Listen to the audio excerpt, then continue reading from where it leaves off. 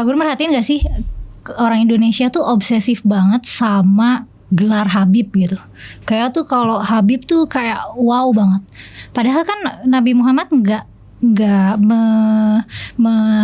menyuruh gitu. Ini nanti keturunan-keturunanku tolong dijaga garis keturunannya ya gitu. Karena tuh yang populer di kalangan Habib dan Syarifah sekarang, mereka tuh sangat menghindari menikah dengan non Habib gitu, dengan alasan menjaga darah keturunan Nabi gitu. Padahal kan itu bukan sunnah ya nggak sih? Bukan sunnah. Dan jadinya ini kayak bentuk feodalisme juga jadinya. Iya, ini sebenarnya bagian dari propaganda sih. Jadi saya merasa, tapi ini mah tafsiran saya aja atas fenomena yang ada gitu ya. Saya merasa ini memang secara sistematis dibuat. Sistematis dibuat. Jadi misalkan ini mulai, mohon maaf ya, kan di Jakarta itu ada makam Mbah Priuk. Pertama itu bukan makam Mbah Priuk. Itu bukan makamnya, ada di tempat yang lain. Tetapi ini disucikan, disakralkannya luar biasa. Kedua, narasinya digambarkan bahwa Mbah Priuk itu adalah Habib penyebar ajaran agama Islam di Jakarta. Padahal dalam sejarah beliau hanya anak buah kapal dagang yang sebenarnya orang biasa-biasa aja. Cuman karena memang beliau masuk dalam catatan dalam Rabithah Alawiyah itu, maka orang biasa itu kemudian dinarasikan sebagai Habib dan kemudian dinarasikan sebagai orang suci, dan karena itu tempat yang diduga sebagai makamnya itu juga disucikan. Sempat beberapa tahun yang lalu itu ketika itu makamnya mau dipindahkan karena ada jalan dan sebagainya, itu rusuhnya luar biasa. Karena banyak orang-orang yang kemudian menganggap bahwa itu keramat tidak boleh dipindahkan. Dan padahal makamnya kan nggak di situ. Ya itu makamnya bukan di situ. Nah, jadi kenapa bisa sampai seperti ini? Ya karena ada propaganda. Jadi propaganda yang sistematis itu, misalkan, saya mohon maaf ya, tidak semua Habib, tetapi banyak di antara mereka yang kemudian menekankan hadis-hadis palsu atau doif untuk mengglorifikasi. Jadi misalkan ada pernyataan bahwa Habib yang tukang mabok, tukang memperkosa sekalipun, kakinya masih jauh lebih baik daripada kepala kiai-kiai paling berilmu. Nah ini kan gak ada hadisnya, ini bertentangan dengan semangat Al-Quran dan sebagainya. Tapi itu dipropagandakan. Di Quran gak ada, di apa tidak ada. Tetapi ada memang upaya dari segolongan orang untuk mengglorifikasi dari kalangan tertentu itu. Nah, glorifikasi ini kemudian sangat mudah diterima oleh masyarakat Indonesia karena masyarakat Indonesia itu inferior khususnya kepada orang-orang luar gitu. Jadi kita tuh anak yang baru lahir, cakep kayak Cina, ganteng kayak Arab gitu. Kayak bule. Iya, jadi ganteng itu berarti Arab. Kalau lokal tuh nggak ganteng gitu. Jadi atau misalkan, iya kalau misalkan yang berkonotasi dengan sesuatu yang positif itu berarti luar gitu kan. Ya. Atau misalkan masyarakat Indonesia itu sampai sekarang nggak menerima misalkan nabi-nabi palsu kalau misalkan nabi itu jelas misalkan dari Bogor gitu, dan itu kan jadi lelucon gitu. Ya sebenarnya kenapa juga, tapi ya itu sebenarnya di luar konteks teologis, cuman maksudnya ini adalah beberapa indikasi bahwa kita tuh sangat-sangat inferior gitu. Dan inferioritas itu kemudian dimanfaatkan oleh sekelompok orang untuk mendapatkan penghormatan yang berlebih di luar konteks agama Islam. Islam kan nggak pernah ngajarin hal-hal yang semacam itu kan. Tetapi kemudian ini saya pernah misalkan nemu sebuah rekaman. Jadi ada Habib yang ketika dia berjalan, jejak kakinya tuh diciumin. Di sebuah majelis tuh diciumin.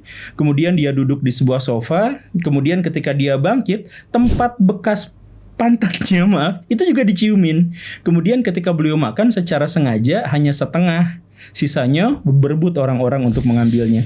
Nah, ini ya itu dipropagandakan karena apa? Ini berarti ngalap berkah. Jadi setiap apa yang diminum. Nah, di zaman Nabi atau Nabi sendiri kan tidak pernah mengalami hal yang semacam itu. Bahkan pernah ada kasus sahabat Nabi misalkan mengambil bekas air wudhu Nabi, dan itu sama Nabi ditegur. Kalau misalkan mau menjalankan Islam, menjalankan sunnah, ya ikutin sunnah saya, bukan berarti kamu ngikutin. Tapi itu kan diabaikan, itu dihilangkan, kemudian diganti dengan dalil-dalil palsu atau doif untuk mengglorifikasi garis keturunannya. Misalkan bikin hadis palsu. Siapa yang membenci Habib berarti dia pasti anak dari orang yang melakukan aktivitas seksual ketika sedang menstruasi gitu. Iya kan secara logis juga kalau sedang menstruasi gimana ceritanya punya anak gitu kan. Dan di zaman Nabi itu juga diketahui bagaimana ceritanya muncul hadis semacam itu. Tapi hadis-hadis palsu itu secara sistematis memang digembar-gemborkan gitu. Dan nikah dengan larangan untuk menikah dengan non Habib itu juga ada hadisnya ya, hadis palsu gitu. Ya hadis palsu. Nggak ada ceritanya. Jadinya kayak jadi ada dua pertanyaan nih. Apakah itu berarti kredibilitas Robitoh Alawiyah itu dipertanyakan, dan para habaib dan syarifah di Indonesia ini apakah mereka korban dari sistem atau mereka kayak ya menikmati konsekuensi propagandanya itu gitu? Ya, banyak di antara mereka yang sejak kecil mereka kakinya dicium. Sejak kecil mereka suntangan padahal masih kecil gitu. Iya. Nah, karena itu ketika dia sudah besar, dia benar-benar mengharapkan itu gitu. Jadi dia sudah terbiasa untuk melakukan hal yang semacam itu gitu. Dan beliau akan sangat marah ketika ada orang yang berdiskusi dengan dia kemudian tatap menatap, karena itu tidak sopan pada Habib. Kenapa seperti itu? Bukan karena dalil Quran, tidak ada itu dalil Qurannya, tidak ada dalil hadisnya, tidak ada periwayatan dari sahabat, tapi mereka melakukan itu ya karena dipropagandakan bahwa adab yang baik pada Habib adalah kalau misalkan bertemu kita tidak boleh berjalan menghadapinya. Kalau misalkan meninggalkan mereka berarti kita harus mundur jalannya, tidak boleh membelakangi. Kalau mungkin sih duduknya jalannya jalan bebek, dan mereka diajarkan semacam itu demi mendapatkan keberkahan. Nah, kalau sejak kecil banyak para Habib yang diperlakukan seperti itu, ya wajar kalau misalkan ketika dewasa juga mereka pengen seperti itu. Dalam konteks itulah mereka akhirnya menjadi korban gitu. Dan kalau misalkan bertanya soal apakah kredibilitas Robitoh Alawiyah, ya kan Habib itu bukan hanya yang dicatat sama Robitoh Alawiyah. Iya.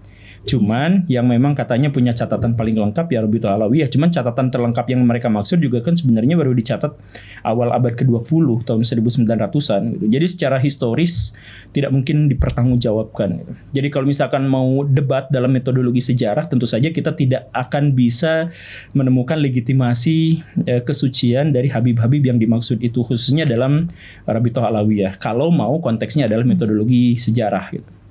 Atau kritik sumber gitu. Padahal kan kayak kesetaraan derajat tiap manusia di mata Tuhan itu kan kayak basic konsep yang dikenalin Nabi Muhammad awal-awal nyebarin Islam kan. Yeah. Maksudnya itu juga kenapa ajaran Islam tuh laku banget di situ di Betul. tanah Arab yang masih hierarkal banget ini social structure-nya. Tapi dengan adanya glorifikasi gelar Habib yang sekarang itu jadi kayak menjauh dari basic konsep yang diajarin Nabi itu malah. Ya memang jauh, sangat jauh dari ajaran agama Islam, karena memang pada akhirnya ya misalkan seperti hal yang sederhana. Jadi kalau misalkan Nabi ada dalam masalah-masalah tertentu, maka Nabi akan mengumpulkan para sahabatnya untuk bermusyawarah. Kemudian para sahabat itu akan bertanya, ya Nabi, apakah ini adalah wahyu ilahi atau pendapat Anda pribadi? Kan itu umum ya, seperti itu para sahabat tuh. Dan ketika Nabi mengatakan bahwa ini adalah pendapat pribadi saya, itu perdebatan terjadi di situ. Bahkan pendapat-pendapat Nabi itu dikritik. Bahkan kritiknya kadang-kadang juga dalam tanda kutip ya kurang ajar gitu. Dan dalam perdebatan itu Nabi duduk melingkar bersama para sahabatnya, tidak ada yang lebih tinggi dan tidak ada yang lebih rendah, dan Nabi kadang-kadang juga merendahkan dirinya misalkan dan sebagainya. Nah, itu adalah semangat Islam tradisi awal. Tapi sekarang para Habib itu ya kondisinya adalah untuk mendapatkan berkah, untuk mendapatkan syafaat Nabi. Mereka bikin hadis bahwa mereka bisa mengeluarkan syafaat di hari akhir, atau misalkan mengeluarkan pernyataan lah, bukan hadisnya, mengeluarkan pernyataan bahwa mereka bisa memberikan syafaat gitu, dan hal yang semacam itu, sehingga menjadi benar-benar sistem kasta itu terjadi di sini gitu. Jadi para Habib gelarnya suci karena darahnya tersambung dari Habib dengan yang mana sebenarnya itu belum tentu juga ya. Ya belum tentu juga kalau misalkan Salim ini dikatakan waktu kakeknya masih bujangan, beliau pernah nolong kakeknya, padahal beliau belum dilahirkan, tapi ruhnya diturunkan oleh Allah Subhanahu wa taala. Wahai Syekh Umar Mohdhor, lihat keramatannya, nurunin rantai emas dari langit sampai ke depan dia. Ini Habib Syekh Umar Mohdhor kata awak doang. Dia bilang sama adiknya, Al-Hamid, coba lihat tuh paling atas siapa? Gak tahu ada Syekh Umar Mukhdar megangin rantai dari atas. Lebih hebat saya, katanya. Tuh anak-anaknya bagaimana abaknya. Kalau aku tidak malu kepada Allah Ta'ala, maka neraka jahanam itu akan aku matikan. Ya Allah, hujani kota Aden ini dengan hujan susu. Dan di saat seketika juga dengan gelapnya langit tersebut menurunkan hujan susu dengan sampai membanjirkan kota Aden. Juga kalau misalkan tesnya, misalkan kita menggunakan metodologi yang lebih modern, misalkan tes DNA gitu kan. Ya ternyata kan mereka keturunan Pakistan kan, keturunan India. Yaman. Bukan Yaman, bahkan keturunan India gitu. Jadi bahkan Arab pun jauh sebenarnya. Jadi Arab tuh di bawah 20% gitu. Jadi kemungkinan Arabnya itu di bawah 20%. Jadi kalau misalkan di Arab itu kan ada keturunan Quraisy misalkan, itu sampai sekarang kan masih ada gitu, atau Houthi kan yang kemarin itu kan. Nah, itu kan sebenarnya mereka juga punya catatan gitu. Nah, kalau misalkan yang Rabithah Alawiyah ini tes versi DNA-nya dengan Bani Hashimi, Bani Quraisy yang ada di sana, yang keturunan-keturunan yang di Arab itu udah jauh banget gitu. Udah gak bisa ditemukan atau sangat sedikit persentasenya untuk mendekati itu gitu.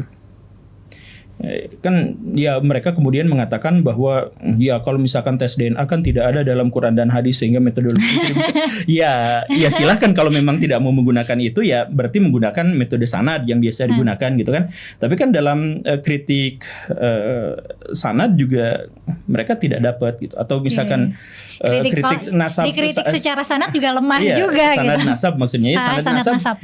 Tidak ada juga misalkan kitab sanad yang mengaitkan antara yang beneran dari titik Nabi gitu, atau seenggaknya Ali dan Fatimah sampai mereka. Ya itu nggak ada. Dan kalaupun misalkan cek aja ya, kalau misalkan di sini ada catatan dari Rabithah Alawiyah misalkan, saya mohon maaf ya kalau misalkan atau catatan-catatan yang seperti itu, ayo kita analisis satu demi satu. Di situ ada banyak kejanggalan. Misalkan soal usia, apa sih bunyi terus? Misalkan soal rentang usianya itu juga relatif aneh gitu. Jadi relatif anehnya itu adalah misalkan Habib-habib yang terkenal yang ada di Indonesia itu ternyata adalah keturunan ke-37, 38, 39 dari Nabi. Padahal rentang usianya itu sekitar 1.400-1.500 tahun. Itu seharusnya itu adalah keturunan ke-50 sekian. Iya. Kecuali umurnya pada 100-an berapa. Nah pas dicek ternyata banyak di antara mereka tuh yang baru punya anak misalkan umur 60 tahun, umur 50 tahun baru. Jadi ada catatannya memang, tapi si ini punya anak ke ini, Habib ini punya anak ke sini setelah rentangnya 50 tahun, 55 tahun. Dan rentang usianya tuh bulat gitu, 50 tahun, 40 tahun. Jadi bukan 41 tahun, 40. Ini selama 10 generasi saya pernah ngecek. Jadi itu kayak diisi-isi aja ya sih? Selama 10 generasi itu pas banget gitu. Ada yang memang misalkan 53 tahun, tapi berikutnya itu 47 tahun gitu. Jadi pas. Kalau misalkan dijumlahkan pas 100 gitu. Supaya pas tuh di keturunan 37, 38. Makanya silakan aja misalkan kita cek yang catatan-catatan itu. Nah itu ada kalau misalkan ya kita punya anak di usia 50 tahun tuh sebenarnya masih wajar. Sangat wajar sebenarnya, bahkan usia 60 tahun juga masih wajar. Tapi kalau selama 15 generasi sama semuanya di atas 35 tahun kan aneh gitu. Maksudnya seperti itu. Misalkan dari Nabi ganjil. Apalagi terkenal kan suka nikah muda. Iya, apalagi terkenal suka nikah muda. Makanya dan mereka memang menganjurkan nikah muda. Jadi dalam kritik sanad nasab mereka bermasalah. Tes DNA juga mereka menolak dan tidak mau. Ada yang dites DNA dan sudah ketahuan ternyata jauh banget dari Arab. Jadi metodologi apapun yang kita gunakan, mau yang modern maupun yang tradisional, ini bermasalah sebenarnya. Tetapi yaitu mereka kemudian mempropagandakan, dan hanya di Indonesia saja. Mereka kemudian mempropagandakan. Mereka itu siapa? Ya Habib-habib itu. Jadi tidak semua tentu saja ya, tidak semua Habib. Cuman dan saya juga mengenal misalkan orang-orang yang mengaku Habib tetapi tidak menjual gelar kehabibannya gitu. Tapi ada yang secara konsisten dan terus-terusan mereka mengatakan bahwa jadi judul ceramahnya itu pasti tentang kemuliaan Habib gitu. Oh iya sih. Jadi emang tujuan propagandanya itu untuk mengeksploitasi inferiority kompleksnya masyarakat. Iya, betul. Dan ini kemudian merambah pada pengubahan sejarah Indonesia. Jadi sejarah Indonesia diubah. Kemudian pembuatan makam-makam palsu. Ini sama MUI bahkan sudah diselidiki gitu. Jadi mereka bikin makam-makam palsu. Jadi misalkan ada makam tidak dikenal, kemudian batu nisannya langsung diganti dengan Habib anu apa. Kemudian pasang kenceleng dan nanti pada rute ziarah wali berikutnya ini mereka masuk. Dan laku ya. Dan laku keras. Dan ini baru 20 tahunan terakhir aja sebenarnya, sebelum itu memang tidak ada. Dan sebenarnya propaganda ini jadinya destruktif buat komunitas mereka sendiri menurut aku. Karena jadinya pada nikah muda dan nikah sama sepupu. Enggak destruktif karena mereka diuntungkan luar biasa dari sini. Kan mereka diuntungkan secara finansial, mereka diuntungkan dalam strata masyarakat gitu. Jadi susah untuk menjadi miskin gitu. Sekali lagi kita tidak ambil general tidak generalisasi karena saya juga mengenal banyak Habib-Habib yang bahkan tidak berani mengaku dirinya Habib. Takut merusak gelar itu. Bahkan ketika mereka percaya bahwa mereka keturunan Nabi pun mereka tidak mau menggunakan itu gitu. Tapi kan ada orang yang melakukan hal yang sebaliknya gitu. Ada orang yang menjadi kaya raya gara-gara dia jualan air minum didoain. Air minum mereka beli sekian atau mereka bikin sendiri, produksi sendiri, tapi harganya menjadi 2-3 kali lipat daripada atau yang di pasar. Atau madu juga biasanya. Atau madu ya karena didoain. Nah misalkan doanya ini menjadi sangat mahal karena didoainnya sama Habib. Nah kayak gitu kan. Tapi tadi maksud aku destruktif mungkin gini kali ya. Karena aku membayangkan misalnya aku adalah misalnya aku Syarifah gitu loh. Nah jadi aku akan bernasib kayak udah di setup nih nanti misalnya umur nanti lulus SMA udah dinikahin sama sepupu aku yang juga Habib, dan itu tuh aku nggak akan punya kuasa yang gede gitu karena risikonya aku akan dikucilkan dari komunitas dan dikucilkan dari keluarga gitu. Ya, secara pribadi memang banyak di antara mereka yang akhirnya menjadi seperti itu. Tapi saya pikir itu sih tradisi Arab sih. Jadi saya melihat juga banyak orang yang bukan keturunan Habib tetapi mereka dinikahkan memang dengan sepupu atau dengan kerabat dekatnya gitu, dan nikah di usia muda gitu. Ya saya pikir itu secara umum juga keturunan Arab punya tradisi itu gitu. Iya Cuman kalau misalkan yang ini memang dikaitkan dengan teologi gitu. Benar, dan dikerasin banget karena sampai yang itu hadis-hadis palsu itu. Jadi dianggapnya tuh berdosa, malah ada yang lebih parah tuh, ada yang malsuin hadis kalau misalnya nikah sama non Habib gitu. Itu berarti hitungannya kayak zina gitu. Maksudnya itu kan itu kayak seberani itu mereka bikin hadis palsu gitu. Tapi berarti kayak hadis palsu perhabiban ini juga menariknya cuma berputar-putarnya di Indonesia aja gitu. Maksudnya kalau di trace sanatnya nggak nyampe mana-mana gitu. Ya enggak lah gitu, enggak dapat. Bahkan banyak di antara mereka yang kita gak bisa ngebedain mana hadis mana bukan ketika mereka yang mengatakan itu gitu. Karena kadang-kadang mereka mengatakan itu hadis, kadang-kadang ini adalah pernyataan dari seorang ulama soleh, taat dan sebagainya gitu. Dan glorifikasi ini sudah ada sejak zaman dulu gitu. Ada misalkan leluhur dari Habib-Habib itu siapa saya lupa lagi namanya. Beliau sampai mengatakan bahwa saya lebih agung daripada Syekh Abdul Qadir Jailani nanti di akhirat gitu. Jadi dia bukan siapa-siapa. Siapa? Al-Faqih Al-Muqaddam.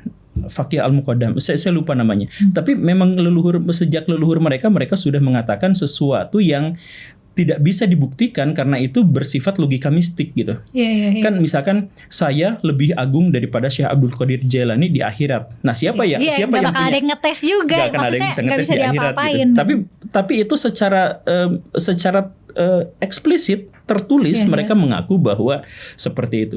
Nah, jadi kalau misalkan anak keturunannya atau orang yang membaca itu dan kemudian pengikutnya, ya sudah, oh berarti ini wali kutub aja masih di bawahnya dia, gitu. Misalkan kan begitu. Dan ya makanya ketika ada orang yang mengatakan bahwa ini propagandanya sistematis, saya pikir tidak berlebihan gitu.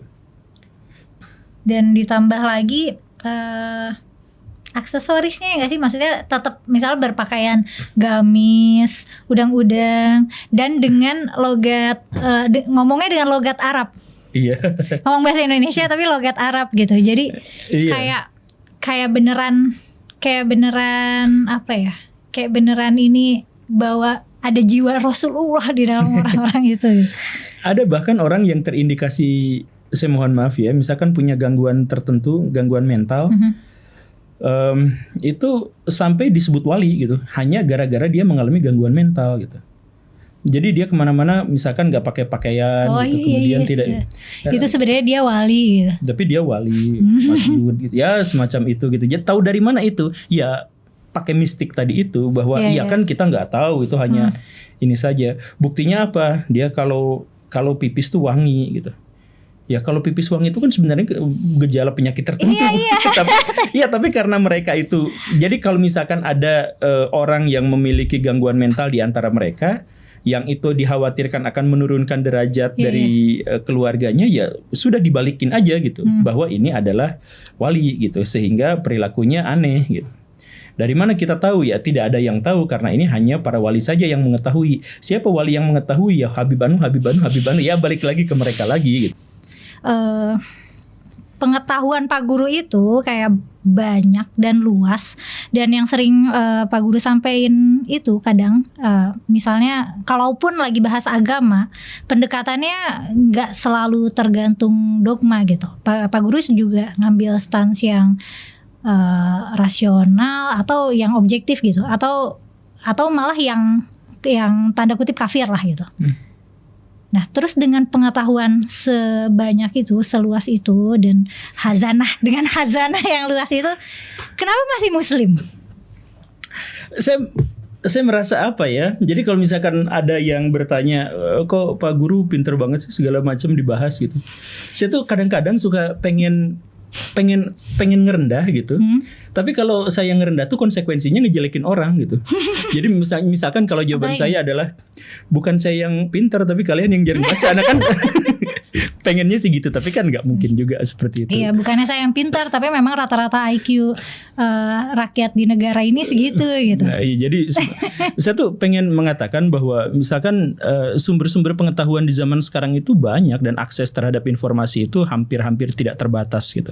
Bahkan kemampuan kita untuk mengakses informasi itu jauh lebih sedikit daripada informasi yang diberikan oleh media kepada kita gitu. Jadi sebenarnya kalau pertanyaannya adalah kok banyak sekali wawasannya, saya malah berpikir sebaliknya, itu kok pada nggak baca sih yang kayak gitu sebanyak itu gitu. Karena kan informasinya sangat aksesibel. Iya, jadi sebenarnya apalagi kalau misalkan kita ngetik dengan kata kunci berbahasa Inggris, itu udah lebih banyak lagi gitu. Ya sebenarnya begitu sih. Cuman saya nggak tahu apakah itu merendah atau menghina orang gitu. Jadi saya nggak pernah jawab sama pertanyaan-pertanyaan seperti itu. Tapi kalau misalkan pertanyaannya balik, misalkan dengan banyaknya informasi dan pengetahuan yang didapat dari situ kok nggak jadi murtad? Itu banyak loh yang nanya kayak gitu. Saya juga bingung. Emang kalau misalkan banyak pengetahuan harus jadi murtad gitu, harus jadi ateis? Ya enggak sih. Ada misalkan ya, ketika saya mengkritik agama dan itu dianggap sebagai mengkritik secara logis gitu. Saya memandang agama itu tetap dogma, tetap doktrin, di mana saya memang tidak memiliki metodologi untuk bisa membuktikan benar dan salahnya. Sehingga kemungkinan saya satu-satunya ya hanya bisa pasrah dan percaya saja. Pasrah dan percaya itu kan berarti diartikan sebagai iman kan. Iman dan Islam karena stance-nya itu jadi kayak pasrah dan percaya meskipun gak tahu dan gak bisa membuktikan gitu. Ya karena saya tidak memiliki metodologi untuk bisa membuktikan benar dan salahnya. Sehingga saya tidak memiliki tidak memiliki akses untuk mengetahui. Karena itu saya hanya pasrah saja. Jadi pasrah untuk ateis atau pasrah untuk beragama. Karena mau membuktikan benar dan salah saya tidak memiliki metodologi itu gitu. Atau misalkan dalam kemarin itu ada diskusi sedikit misalkan tentang ketidaklengkapan Gödels misalkan. Jadi kebenaran yang nyata pada akhirnya tidak mungkin bisa kita buktikan. Sama kalau dalam konsep ketuhanan dan konsep agama ini. Enggak, ini sebenarnya dalam matematika yang saya pinjam gitu. Jadi maksudnya hanya untuk menjelaskan kepada orang aja, bukan berarti saya beriman dengan cara seperti ini. Cuman maksudnya sama seperti saya di sini punya deretan kartu dan kartu-kartu itu semuanya tertutup. Dan kartu-kartu itu semuanya bertuliskan bahwa kartu ini semuanya tertutup gitu. Ada deretan kartu semuanya, kemudian dituliskan di dalamnya bahwa kartu ini semuanya tertutup. Bagaimana caranya saya bisa membuktikan bahwa kartu itu semuanya bertuliskan semuanya tertutup? Gimana cara membuktikannya? Ketika saya membuka itu, artinya tidak konsisten. Jadi ternyata ada yang terbuka. Tapi ketika dibiarkan tertutup, benar itu semuanya tertutup. Tetapi saya tidak memiliki metodologi untuk bisa mengetahui bahwa tulisannya di situ tertutup. Ini kan sebenarnya permainan. Iya, tapi kan itu ilustrasi logika yang solid ya. Sedangkan kalau misalnya di dalam konsep agama, logikanya itu kan nggak bisa konsisten. Iya betul, nggak, cuman maksud saya kan yang saya bilang tadi, saya tidak beriman dengan cara seperti itu gitu. Cuman maksudnya kalau misalkan gitu ada pertanyaan kok masih begini, karena saya tidak memiliki metodologi untuk bisa mengetahuinya, sama seperti itu tadi gitu, sehingga saya menjadi jadi misalkan pernyataan apakah Tuhan itu ada, secara logis keberadaan dan ketiadaannya sama-sama mustahil. Iya, dan nggak bisa difalsifikasi anyway, nggak bisa diketahui juga gitu, nggak bisa dibuktikan juga. Dan konsep Tuhan juga setiap agama berbeda-beda sehingga kita tidak bisa secara definitif menjelaskan itu gitu. Nah, jadi pada akhirnya keputusan untuk menjadi beriman atau tidak itu tidak disesuaikan dengan kemampuan berlogika seseorang, tetapi berdasarkan pada hal-hal yang lebih emosional. Jadi dalam konteks ini saya lebih cenderung pada misalkan Freud gitu. Ketika dia bilang pengalaman seseorang lah, yang pengalaman dan apa yang dia rasakan dalam alam bawah sadarnya lah yang pada akhirnya menentukan keputusan dia di masa depan gitu. Saya melihatnya misalkan begini ya. Kapan gelombang ateisme melonjak di seluruh dunia adalah pas Perang Dunia I, Perang Dunia II, dan Perang Dingin. Bukan ketika revolusi industri, bukan di zaman pencerahan. Jadi bukan logika sains yang meruntuhkan agama, tetapi tragedi.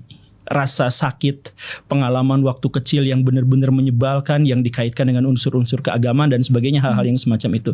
Dan ketika saya misalkan komparasikan dengan sejarah Indonesia, ateisme di Indonesia sempat naik ternyata ketika 66. Ketika tragedi PKI G30S, ketika 1 juta orang diperkirakan meninggal dunia dan dikejar-kejar sama kaum beragama dan sama kaum tentara gitu. Nah, jadi saya menyimpulkan bahwa pada akhirnya keputusan seseorang untuk menjadi ateis dan tidak ateis itu bukan berdasarkan logika. Sama seperti saya. Saya tidak memiliki alat atau metodologi tertentu yang bisa membuktikan doktrin kebenaran saya, kecuali yang unsur-unsur budaya itu beda cerita ya. Yang unsur-unsur budaya itu bisa kita diskusikan yang lain. Cuman maksudnya esensi dari keimanan itu kan adalah sesuatu yang goib gitu. Yang kemudian ketika kita ajukan masalah-masalah yang lebih logis, maka menjadi paradoks gitu. Sama seperti bisakah Tuhan menciptakan Tuhan yang lain ya kayak gitu kan. Itu ya, karena kita yang melabeli bahwa Tuhan Maha Mencipta, kita yang melabeli bahwa Tuhan itu Maha Esa. Dua-duanya sebenarnya kita yang bikin itu. Kemudian ketika kita benturkan, bagaimanakah kekuasaan mutlak itu bisa dibenturkan dengan keesaan mutlak. Nah, akhirnya muncullah paradoks gitu kan. Nah, tapi kan ya itu upaya logika manusia untuk bisa ini gitu. Cuman balik lagi ya itu. Dan jadinya juga sifat Tuhan jadi kayak sifat manusia karena ya, karena seandainya kuda itu beragama dan bertuhan, maka kuda akan menggambarkan. Ya, itulah pernyataan para filosof jadul itu. Tapi saya mau cerita sedikit sih. Sebenarnya kalau misalkan ada pertanyaan kenapa saya tetap beragama, saya tuh punya pengalaman spiritual, di mana saya tuh dalam tanda kutip ya hampir melihat Tuhan. Dan itu benar-benar membekas dalam diri saya sampai hari ini. Dan bahkan itulah yang menentukan visi misi kehidupan saya. Jadi saya tuh pernah secara harfiah gila gitu. Dan teman-teman saya tuh jadi korban gitu. Jadi saya tuh zaman dulu tuh belum ada WA, masih SMS gitu. Jadi teman-teman saya tuh saya SMS-in. Zaman dulu gitu. Zaman dulu. Pak Guru tinggal di zaman Ya ketika belum ada WhatsApp lah, WhatsApp itu jadi saya tuh minta ke teman-teman saya untuk ini maaf tapi memang kondisinya pada waktu itu memang seperti itu. Saya pernah nge-WA teman-teman saya secara nge-spam gitu sampai kuota saya habis, pulsa saya habis. Saya minta dibunuh dengan cara paling menyakitkan sekalipun gitu. Karena saya merasa bahwa itu tuh indah gitu. Dan saya tuh mengalami kegilaan dalam tanda kutip itu ketika misalkan saya ada di satu jalan, kemudian kanan kiri itu dedaunan pepohonan, dan saya benar-benar mendengar secara eksplisit mendengar mereka bertasbih gitu. Ketika saya melihat ikan, jadi sekitar 1 bulanan lebih itu tuh saya tuh nangis aja tiap hari itu. Bener-bener. Itu kejadiannya pas Pak Guru umur berapa? Berapa ya, umur 23 atau 22 tuh. Ya jadi mengalami hal yang aneh gitu. Itu entah itu namanya delusi, entah itu namanya halusinasi, di mana saya merasakan. Jadi ada orang yang ngasih saya buku itu, saya nangisnya luar biasa, betapa terharu. Jadi saya tuh benar-benar bisa menikmati hidup gitu. Jadi ada kebaikan sedikit dari orang tuh itu bikin saya terharu luar biasa. Jadi saya tuh lebay gitu pada waktu itu. Nah, ya orang-orang bisa lah menganggap bahwa itu memang halusinasi dan sebagainya gitu. Ya itu, tapi kan pengalaman pribadi saya tuh gak bisa dihakimi sama orang lain, dan saya benar-benar merasakan kenikmatan, keindahan yang di dunia ini lebih daripada apapun pada waktu itu gitu. Jadi makanya saya bilang ke teman-teman saya, nge-WA-in, coba apa sih yang paling ngeri gitu dalam kehidupan, lakukan kepada saya kayaknya tidak akan merasakan sakit itu, karena saya benar-benar mengalami keindahan yang luar biasa gitu. Jadi itu transnya tuh kayak, ya itu trans mungkin ya dalam bahasa ininya. ngerasa kayak euforik. Ya, euforia yang berlebihan. Kayak orang mabok gitu dalam artian. Ya, karena pernah kejadian ketika saya sholat Isya jam 11 malam itu, saya merasa bahwa di depan saya itu ada Tuhan, sehingga saya takut ketika saya bangkit, saya melihatnya. Tapi saya benar-benar bisa merasakan bahwa di depan saya itu ada gitu. Makanya nanti kalau saya bangkit ngelihat kan jadi musyrik. Jadi ya itu akhirnya saya nggak berani bangun gitu. Malah nangis aja terus di situ gitu. Ya ada pengalaman-pengalaman seperti itu yang sekali lagi ya secara ilmiah, secara metodologis bisa aja itu dikatakan sebagai gangguan mental tertentu gitu. Atau misalkan ada masalah, ada sugesti tertentu yang masuk ke dalam pikiran saya dan sebagainya ya. Atau kena mental. Ya atau kena mental misalkan. Ya tapi saya menikmati itu gitu. Jadi ya biarkan pengalaman spiritual dan pribadi itu tetap menjadi milik saya gitu. Dan itu jadi, maksudnya itu jadi anchor yang bikin Pak Guru tetap memeluk Islam meskipun punya hazanah di luar, apa ya? Meskipun aku tuh mikirnya tuh orang-orang religius kan cenderung kayak mistik banget gitu, kayak berpegang banget sama hal-hal yang fiktif dan mitologis. Itu maksudnya nggak bisa bedain antara fakta dan dogma gitu. Nah yang aku tangkap dari konten-kontennya Pak Guru tuh nggak gitu. Ya enggak, kalau misalkan hal-hal yang bersifat urusan-urusan misalkan bagian dari tradisi atau kultur masyarakat, ya kita sebut aja itu kultur. Kan masyarakat kita itu atau banyak orang yang religius itu tidak bisa membedakan mana yang profan dan mana yang sakral gitu. Dan karena itu misalkan saya mengkritik Ahlus Sunnah wal Jamaah itu gak ada. Misalkan kan itu saya tidak melanggar agama saya dalam konteks apapun gitu. Jadi kalau misalkan saya sebut Ahlus Sunnah wal Jamaah itu fiktif, karena itu ada baru abad ke-8, abad ke-9, abad ke-10, bahkan abad ke-10 lah misalkan dicanangkannya. Kan tidak ada di dalam hadis nabinya juga gitu. Paling ada-adanya dalam Ibnu Katsir, dan kalau misalkan di Ibnu Katsir ada tetapi dalam Kutubus Sitoh tidak ada, ya berarti kita layak untuk meragukan itu kan, sebenarnya juga begitu. Ya kalau misalkan saya mengkritik itu kan nggak jadi masalah juga. Atau misalkan saya mempertanyakan kemungkinan-kemungkinan bahwa misalkan Musa membelah lautan, ada kemungkinannya yang karena kan tercatat itu di Alkitab gejala-gejalanya, misalkan ada wabah, serangan belalang, kemudian ada itu bisa aja itu adalah letusan gunung berapi gitu. Dan para ilmuwan juga menduga ada kemungkinan itu gitu. Ya ketika saya membahas itu ya gak jadi masalah. Kenapa juga ketika saya menggunakan metodologi ilmiah untuk pernyataan-pernyataan itu, ya kan sama sekali tidak mengganggu iman saya gitu. Aku jadi tiba-tiba jadi kepikiran kayak nggak tahu ini nyambung nggak nyambung, tapi aku jadi mikir subjek yang paling tidak penting itu kayaknya jadinya teologi ya, teologi atau usuluddin gitu kan. Ya gak sih, karena udah mah logikanya gak konsisten jadinya. Jadi kayak ya, ayo kaum usuluddin kita debat gitu. Jadi sebenarnya kayak lompat-lompat aja, jadi kayak cuma akrobatik filosofi gitu. Tapi sebenarnya nggak membuktikan apapun gitu. Enggak. Iya. Teologi itu nggak membuktikan apapun dan tidak ada satupun klaim yang bisa dipertanggungjawabkan. Benar, itu cuma kayak memuaskan pertanyaan-pertanyaan kita yang sebenarnya nggak bakal ada ujungnya. Jadi kan teologi itu munculnya dari a priori kan. Jadi kita percaya dulu pada satu hal, kemudian kita mencoba menggunakan logika kita untuk bisa membenarkan apa yang kita percayai kan. Benar. Dan bahkan dibikin sekolahnya, bikin universitasnya, bikin apa segala rupanya.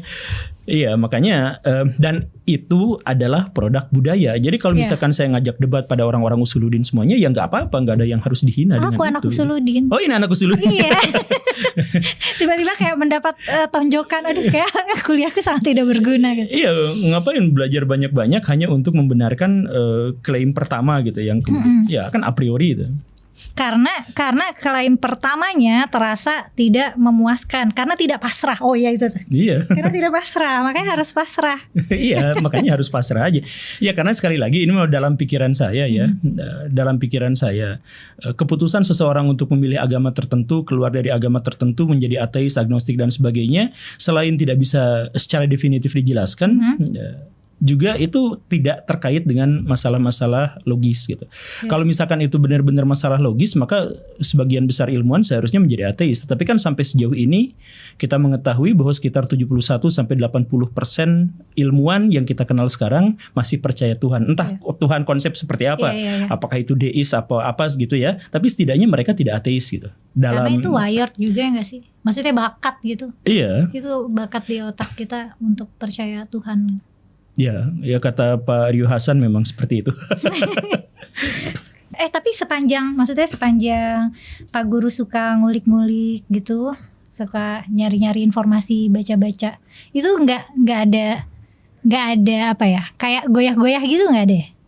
Kayak mulai mempertanyakan lagi secara konsep gitu. Iya, makanya apa yang harus saya pertanyakan gitu. Karena udah pasrah duluan ya. Karena misalkan saya baca Alkitab, saya senang baca Alkitab tuh. Iya, aku juga senang. Saya misalkan senang baca Purana tuh, senang Purana yang Hindu tuh, atau misalkan kalau yang Buddha tuh agak susah kitab-kitabnya ditemukan dalam versi asli. Tapi yang catatan-catatannya itu juga seneng gitu. Dan ketika saya membacanya, saya terbawa pada imajinasi di masa lampau gitu. Gimana ceritanya misalkan ada raja yang melakukan begini, kemudian menemukan ada menara yang dibikin untuk memanjat melihat Tuhan dan sebagainya. Ya, saya langsung ada konstruksi imajinatif itu dalam pikiran saya tentang orang masa lalu bagaimana mencoba untuk menemukan Tuhan gitu dan sebagainya. Ya gak ada ceritanya tiba-tiba saya langsung menganggap bahwa itu salah atau benar ya. Saya gak kepikiran di situ sih. Saya kepikirannya menikmati ada cerita-cerita itu gitu. Kalau kitab suci aku juga menikmati dengan cara itu. Tapi jadinya aku jadi melihat kitab-kitab suci itu memang scripture sejarah gitu. Yang merefleksikan budaya pada saat kitab itu ditulis gitu.